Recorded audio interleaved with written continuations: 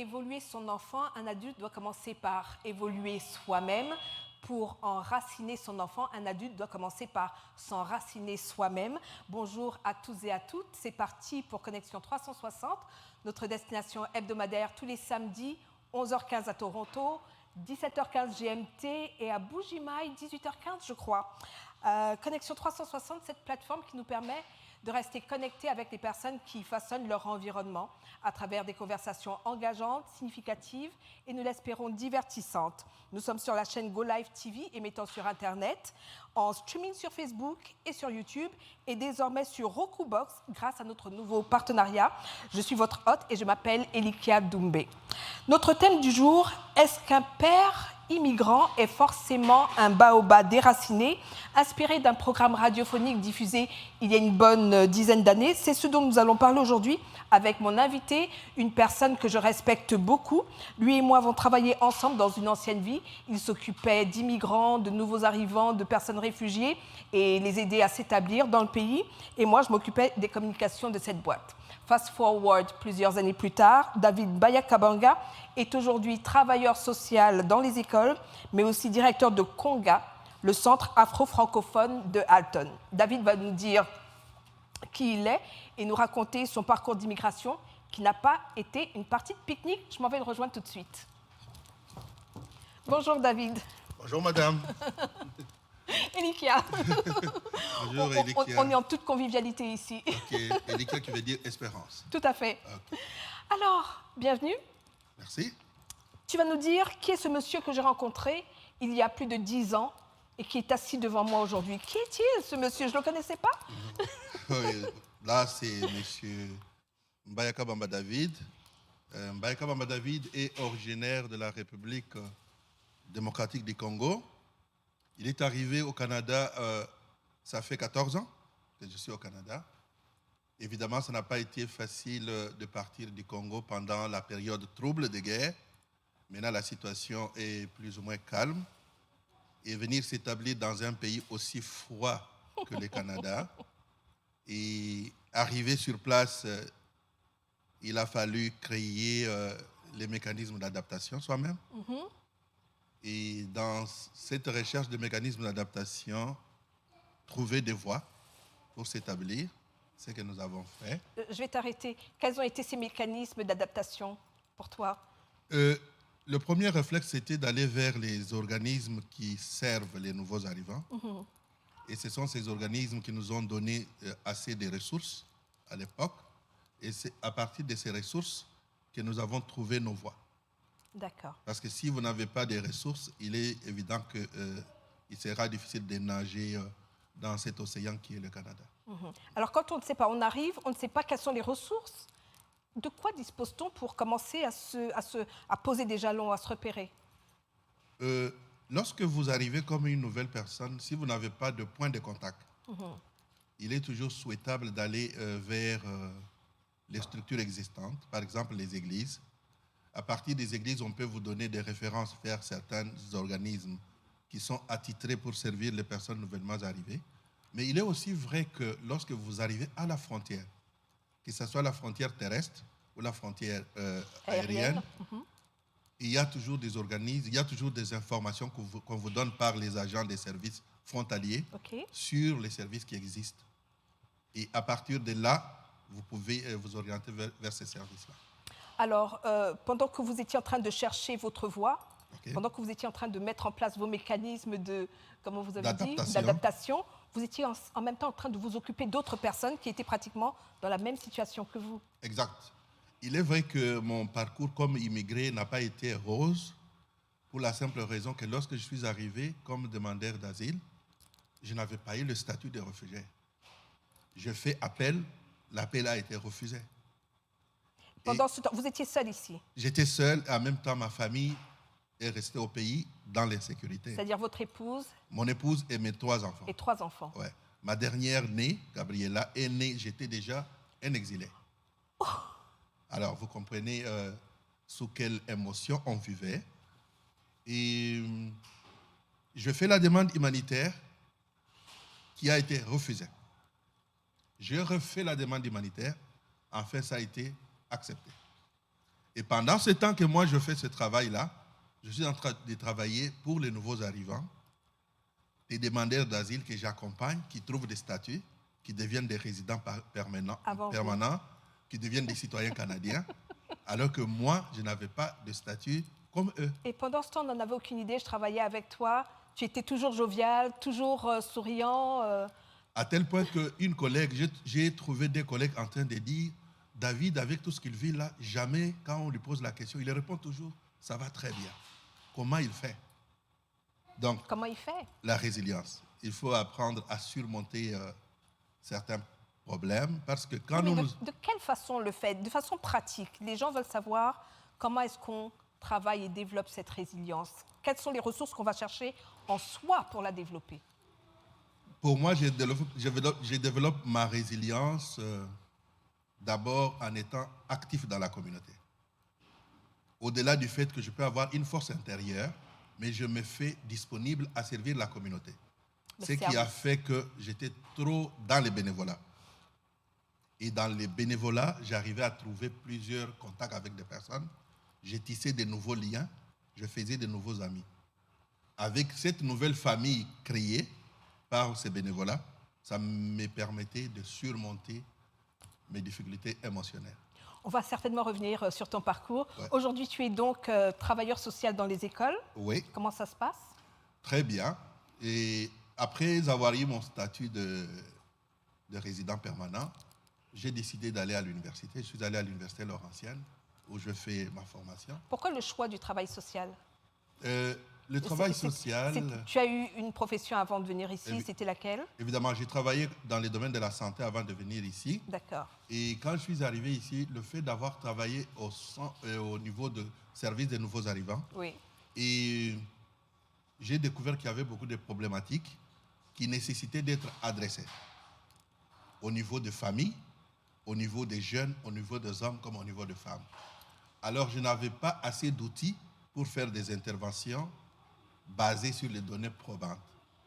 C'est ainsi que je suis allé chercher et la formation, et les qualifications, et les compétences. C'est admirable. Ouais. C'est admirable. Alors, comment s'effectue ce travail social à l'intérieur des écoles? Quelles sont les problématiques qui reviennent souvent lorsque tu exerces ce métier-là? Bon, les problématiques sont vastes.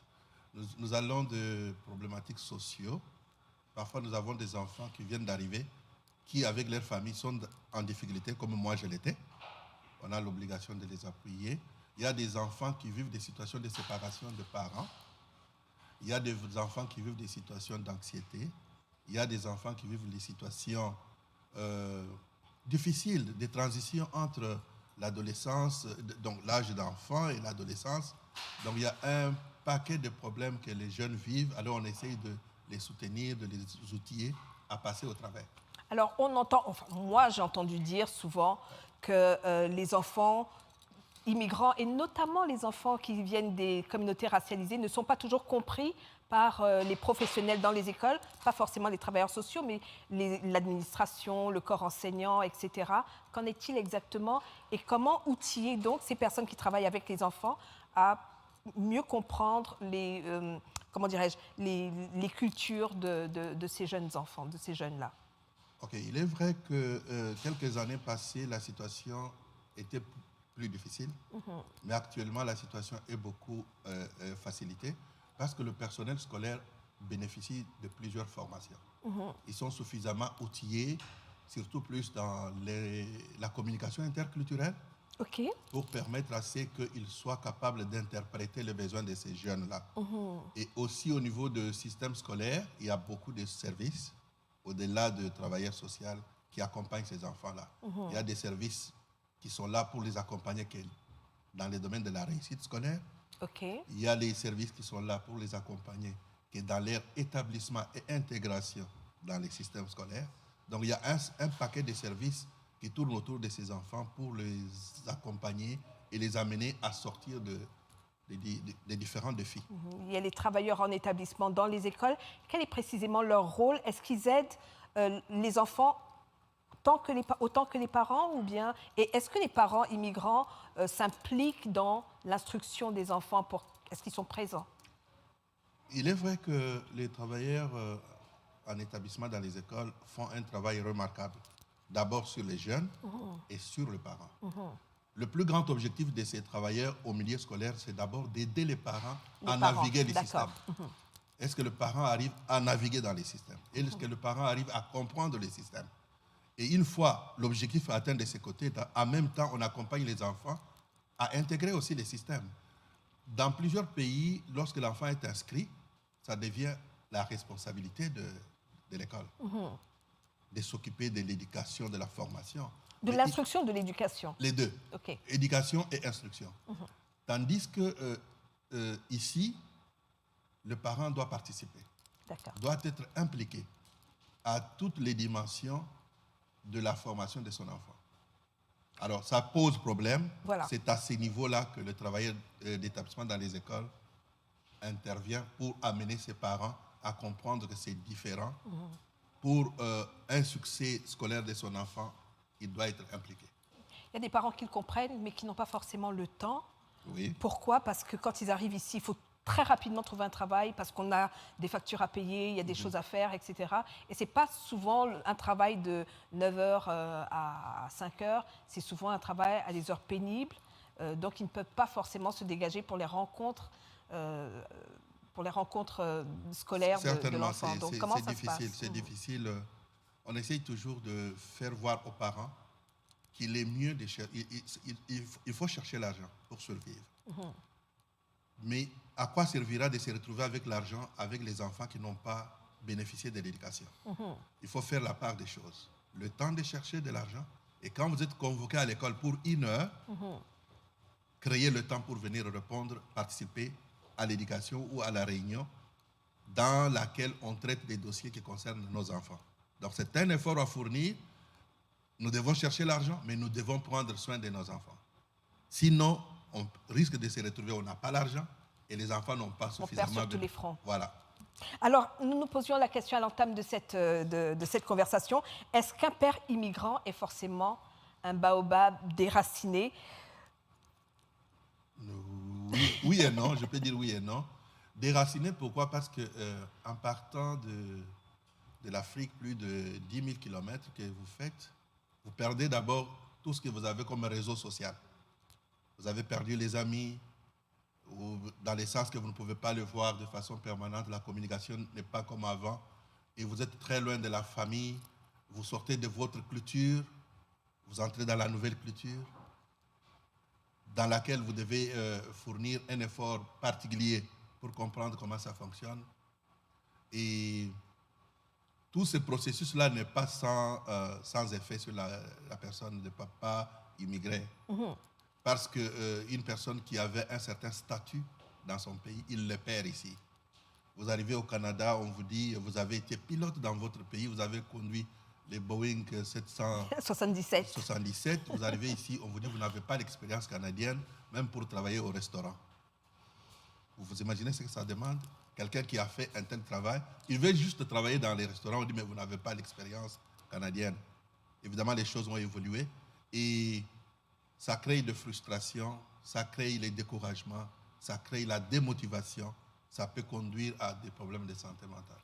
Donc, il passe des moments difficiles sur cette période-là. La semaine dernière, je recevais la directrice de l'auberge francophone qui est arrivée dans un univers complètement désertique en ce qui concerne les services offerts aux immigrants francophones. Aujourd'hui, vous avez créé votre organisme. Oui. Alors qu'il y a suffisamment de services. Est-ce que vous avez vu qu'il y avait des manquements quelque part que vous veniez combler? En quoi consiste votre organisme? Qu'est-ce que vous apportez comme valeur ajoutée? Oui, il est vrai qu'il y a des organismes qui servent les nouveaux arrivants. Et j'ai travaillé longtemps dans ça. J'ai participé à la construction des programmes. Mais en regardant, en étant à l'extérieur de ces services, en regardant, je réalise qu'il y a des éléments qui manquent. Les services ne sont pas d'abord culturellement adaptés. Okay. Et les services sont offerts pour l'atteinte plus des objectifs de l'organisme et non pour l'atteinte des objectifs du client. Si vous passez dans tous ces services-là et que vous demandez est-ce que je peux voir le plan d'établissement que l'agent d'établissement a fait avec les clients, je doute fort que vous puissiez en trouver. Ce qui fait que vous trouverez une personne qui est arrivée, qui bénéficie des services dans un organisme, mais qui continue à les bénéficier pendant 6 ans. Il est même rendu citoyen canadien. N'a-t-on pas dit que c'est parce que ça prend 7 ans pour un immigrant de s'établir réellement, de s'intégrer réellement? Il y a s'intégrer réellement, mais et devenir fonctionnel. D'accord. S'intégrer réellement, c'est un concept plus ou moins large. Mais ce que moi je regarde ici, c'est est-ce que la personne devient fonctionnelle. Donc 6 ans de prise de service au sein d'un organisme et la personne n'est toujours pas fonctionnelle. C'est ça que vous êtes La en train de- personne n'est c'est pas ça que toujours je suis en train de dire. fonctionnelle pour appeler des services d'aide sociale. Il doit passer au service pour faire une demande d'un petit document au gouvernement. Ça demande juste un petit formulaire. Il doit rentrer dans les services. Ça crée une certaine dépendance. Dépendance, manque Or, d'autonomie. L'objectif, c'est de viser plus l'autonomisation des clients. Tout à fait. Alors, dans mon organisme, les centres afro-francophones de Halton, Konga, nous visons plus de faire l'établissement basé sur les objectifs du client. Quels sont ses objectifs à lui? Et nous travaillons avec les clients pour ces objectifs-là. À titre d'exemple, une personne qui vient, qui a été mathématicien dans son pays et qui n'a pas l'accès à devenir mathématicien dans la société des mathématiciens canadiennes, nous pouvons le faire voir qu'avec ce que vous avez comme capacité, ça vous prend 1 année ou 2 ans de formation en éducation et vous devenez un enseignant de mathématiques. Et les besoins dans ce domaine-là sont grands. Et nous, on l'accompagne dans les processus d'inscription à l'université, des recherches, des reconnaissances de crédits, la recherche des reconnaissances des titres et compétences, jusqu'à tel point que la personne devient capable d'enseigner dans 2 ans. Et cette personne qui, dans 2 ans, devient enseignant et il a un emploi, ne rentrera pas dans un centre communautaire, dans un centre de services, pour qu'on puisse l'aider, parce qu'il devient économiquement solide et fort, il devient socialement, avec un nouveau réseau des amis enseignants, des parents de l'école, et ainsi de suite. Donc c'est de cette façon que nous, on voit des choses. On voit différemment. Adresser les problèmes en fonction des besoins du client. Regarder dans ce que le client a comme bagage et lui proposer les pistes existantes. Alors, qu'est-ce qui empêche les autres organismes d'avoir la même approche? C'est Est-ce pourquoi que je c'est vous la ai dit dépendance que c'est l'atteinte des objectifs des organismes. Parce que les et des bailleurs objectifs de fonds sont j'imagine. derrière. Je pense que les bailleurs de fonds, s'ils sont correctement expliqués, ils vont comprendre. C'est plus le problème au niveau des organisations. Le bailleur de fonds, quand il donne l'argent, c'est pour que les clients deviennent autonomes. Tout à fait. Deviennent autonomes et deviennent fonctionnels, deviennent productifs, pas deviennent dépendants de services. Alors, je vais à Konga. Quels sont les différents services que je peux trouver? Nous avons des services de soutien aux familles J'aime ça. et nous avons des services de soutien aux femmes. Service de soutien aux familles, une petite pause. Qu'est-ce qu'on fait au sein des services de soutien aux familles? Ok. Vous savez, je prends juste un petit exemple. La plupart de nos familles, quand ils arrivent ici, se trouvent dans un état de joie les 6 premiers mois. Après, c'est une difficulté, les difficultés commencent à naître. Parce que l'homme réalise qu'il a perdu le statut qu'il avait et la femme découvre de nouveaux droits.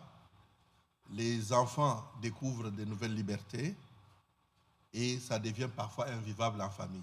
Alors, au niveau des Konga, qu'est-ce que nous faisons? Nous outillons les parents à être capables de gérer les conflits au niveau de la famille au style canadien. Un style qui cherche le consensus. Un style qui cherche que chacun a droit à la parole. Parce que dans plusieurs cultures, papa a dit, c'est le Dieu le Père. On dit Amen et ça va de l'avant. Dans les contextes canadiens, et l'enfant a droit à dire quelque chose, la maman a droit à dire quelque chose, le papa a droit à dire quelque chose. Alors nous outillons les parents à avoir la capacité de gérer certains conflits sans que ça amène la famille à exploser. C'est une forme de médiation familiale? Médiation, oui, mais pas certainement une médiation, mais plus donner les outils. OK. Pour qu'eux-mêmes soient capables D'accord. de résoudre les problèmes. Donc c'est un peu ça. Et en plus d'aider les familles, nous regardons avec le parent ce qu'ils sont capables de faire. Parce que vous pouvez trouver une maman qui était infirmière dans son pays, mais il perd trop de temps à aller chaque fois dans des services communautaires, au moment où il peut faire une formation même d'aide-soignant et commencer à travailler. Entre-temps, elle fait le processus de reconnaissance de ses diplômes. Mais elle est déjà dans les domaines.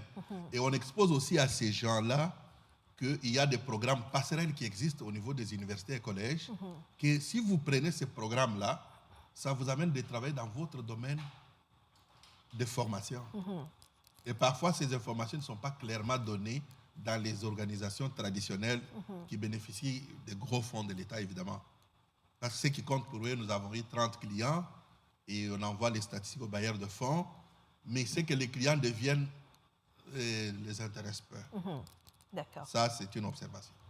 Donc, service aux familles, service aux parents. Service aux parents. Nous avons des services destinés aux hommes et aux jeunes garçons dans le cadre de la prévention de la violence conjugale ou violence faite aux femmes. Et parce que c'est un champ où j'ai beaucoup d'intérêt, la prévention des violences conjugales. Alors, on essaye d'outiller les jeunes garçons, réoutiller les hommes adultes. J'aime beaucoup ça parce que généralement, on entend parler de programmes de prévention et ces programmes de prévention ne s'adressent pour la plupart qu'aux femmes. Il y a très peu de programmes ou de services pour les hommes. Évidemment, il y a peu de programmes, évidemment. Mais moi, j'ai compris que 90% de violences que subissent les femmes viennent des hommes. Oui. Et les femmes doivent bénéficier des services de soutien. Tout à fait. Mais les hommes doivent bénéficier des services de prévention. Tout à fait. Alors, c'est sur ça que moi, je travaille, pour que les hommes comprennent qu'il y a possibilité de développer une masculinité positive.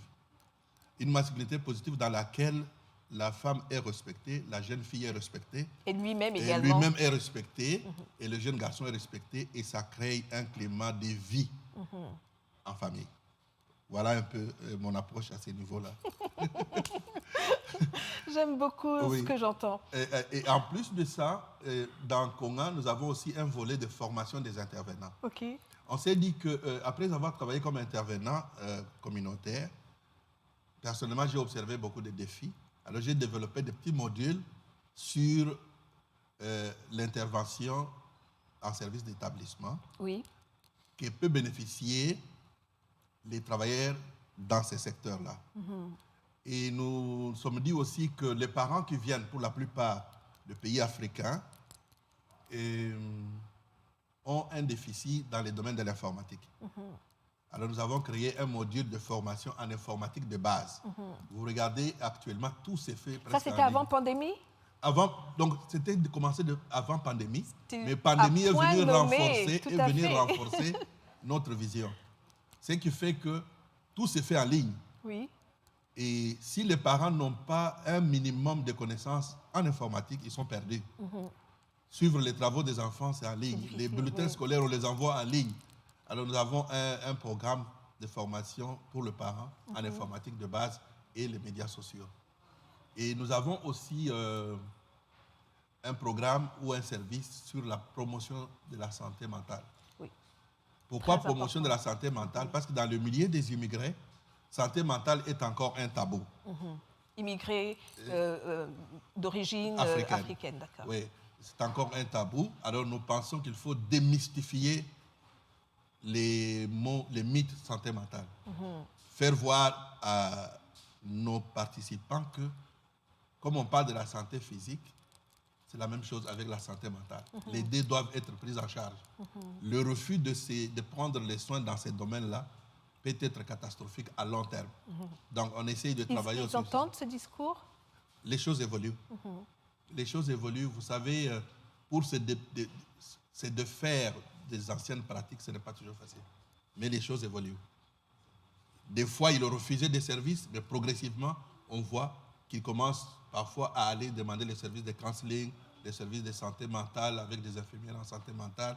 Ils comprennent maintenant qu'on peut aller consulter un psychologue sans être fou, comme ça se dit dans un pays. On peut voir un psychiatre pour se rassurer qu'on fonctionne normalement.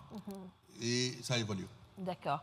Alors, le thème de l'émission, comment C'est quoi le thème de l'émission? Est-ce qu'un père immigrant est forcément un baobab déraciné? Tu nous donnes déjà plusieurs pistes pour ne pas devenir ce baobab déraciné en allant prendre des services. Peux-tu nous donner d'autres pistes de solutions pour éviter justement de tomber dans le déracinement? Il se fait que des mauvaises informations circulent de bouche à oreille, Oui. où les immigrés francophones, quand ils arrivent, ils ont tendance à fuir leur communauté d'origine. Non, moi, je ne veux pas être dans la communauté tchadienne, je ne veux pas être dans la communauté camerounaise, je ne veux pas être dans la communauté congolaise. Est-ce que ce n'est pas du fait que parfois ces associations sont informelles et ne sont pas toujours très, très bien organisées ou bien... Le monde semble fonctionner beaucoup par l'informel. D'accord, et l'informel vient compléter ce que l'informel n'a pas fait. Ok. Donc, il est vrai que dans nos communautés, il y a des mauvaises choses, mais il y a aussi beaucoup de bonnes choses. On ne peut pas maintenir sa culture si on est détaché de sa communauté d'origine. On dit que le Canada, c'est un pays multiculturel. C'est un pays qui favorise le développement communautaire dans le respect de la loi. Et pour moi, on ne peut pas maintenir sa culture si on fuit sa communauté. On peut être dans sa communauté, travailler avec sa communauté pour améliorer ce qui est mauvais que nous condamnons, bien sûr, et aller de l'avant. Ce n'est qu'avec ça que nous pouvons transmettre la culture même à nos enfants. Si on ne le fait pas, après notre génération, il n'y aura pas, on ne parlera pas de la culture. À part, je touche du bois. Ouais. Donc voilà un peu, et pour maintenir sa culture comme père ou comme parent, nous encourageons des immigrés francophones, afro-francophones ou africains en général, d'être accrochés à leur famille d'origine, à leur communauté d'origine. Voilà. On va en revenir à toi. On arrive tranquillement à la fin de cette conversation. On va en revenir à toi. Ça a été le parcours du combattant pour avoir enfin ce regroupement familial. Combien de temps ça t'a pris? Ce n'était pas facile. Le regroupement familial était encore un processus très long. Parce qu'on ne peut pas regrouper la famille si soi-même on n'a pas le statut de résident. Alors, j'ai fait la demande. Ça m'a pris combien? 11 ans pour retrouver ma famille. À tel point qu'on avait fait une demande d'immigrer en Australie, qui était approuvée en Australie. Et ma famille était obligée de quitter l'Afrique pour l'Australie et de l'Australie pour le Canada. Donc la petite dernière qui est née, une fois que toi tu étais ici, tu l'as vue quand elle avait quel âge? Je l'ai vue quand elle avait 10 ans. Comment ça s'est passé? Un inconnu. Elle vient incliner pour voir si tu es assis. Elle cherche à réaliser que c'est le papa qui est là. Le papa que je voyais peut-être sur Skype sur Skype voilà. ou sur photo. Oui. Il est en chair et en os, il est présent. Et ça n'a pas été facile de connecter, à tel point qu'elle était toujours attachée à sa maman. Donc ils sont ici aujourd'hui? Ils sont aujourd'hui ici avec moi. Dieu merci, ils sont juste arrivés 2 mois avant le déclenchement de la pandémie. Oh là, d'accord. Donc c'est tout récent. Vous vous imaginez. Donc si la pandémie les avait trouvés outre-mer, ils seraient encore à l'extérieur. D'accord, ok. Ouais. Ben, félicitations. Merci. Félicitations pour tous tes accomplissements. Félicitations pour ce regroupement familial, oui. De te réinventer avec ta famille, avec les enfants. Merci bien. Donc, merci beaucoup. C'est que je dis souvent aux pères immigrés comme aux mères immigrées que le Canada, c'est une grosse assiette où il y a beaucoup de nourriture à l'intérieur, de bonne qualité. Il faut savoir choisir quelle est la nourriture qui vous convient. Donc, il y a tout ce qu'il nous faut dans ce pays pour nous établir, nous intégrer et nous développer. C'est question de faire de bons choix. Dans ces plats de nourriture, n'hésitez pas à mettre vos épices. On met l'épice. Qui viennent de chez vous. Exactement, c'est en mettant l'épice, en faisant des choix, on met l'épice en fonction de ses valeurs. Oui, tout à fait. Et sur base de ça, on peut trouver sa voie. Tout à fait. Si on ne fait pas ces choix-là, on sera ces gens-là qui continuent à blâmer le Canada même après 30 ans. Alors que le Canada a tout mis sur la table. C'est un plaisir de te revoir. Merci beaucoup. Merci beaucoup. Comme d'habitude, on peut fermer les yeux ou les garder grands ouverts pour notre méditation finale. On a une méditation finale ici. Pour faire évoluer son enfant, un adulte doit commencer par évoluer soi-même. Pour enraciner son enfant, un adulte doit commencer par s'enraciner soi-même. C'est cet ancrage qui permet de savoir qui on est, qui permet de savoir pourquoi on est. Et lorsque l'on sait qui on est, on n'a pas besoin de se battre, on n'a pas besoin de prouver, On n'a pas besoin de rabaisser les autres. On n'a pas besoin de les dénigrer.